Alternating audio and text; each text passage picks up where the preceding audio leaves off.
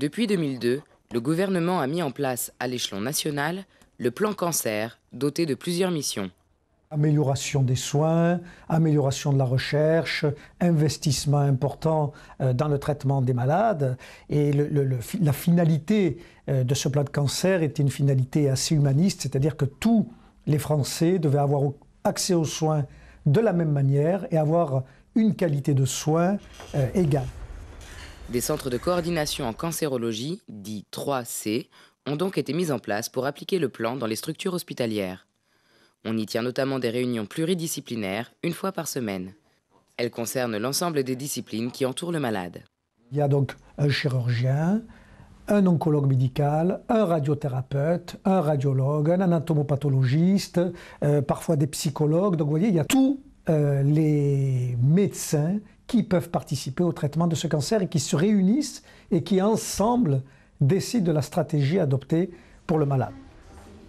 Un dispositif est aussi mis en place pour annoncer aux patients son diagnostic de cancer et assurer un suivi personnalisé.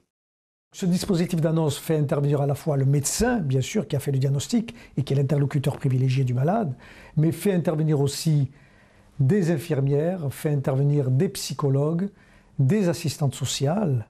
Pour annoncer un diagnostic de cancer, c'est quelque chose qui ne peut pas se faire à un temps donné, mais qui nécessite effectivement un accompagnement prolongé.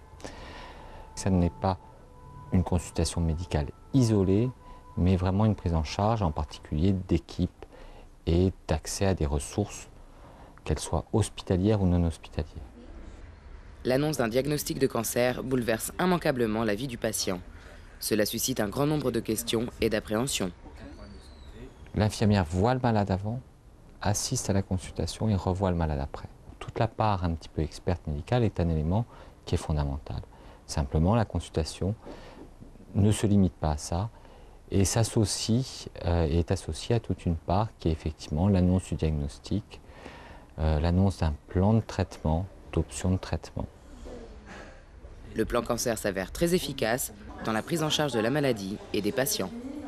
Je peux vous dire qu'en 5 ans, la prise en charge des malades atteints de cancer au sein de l'établissement auquel j'appartiens a vraiment progressé de manière incroyable, Incroyable, et que ce plan cancer a été d'un apport tant sur la qualité technique, je vous dis, que sur l'humanisme, très très important.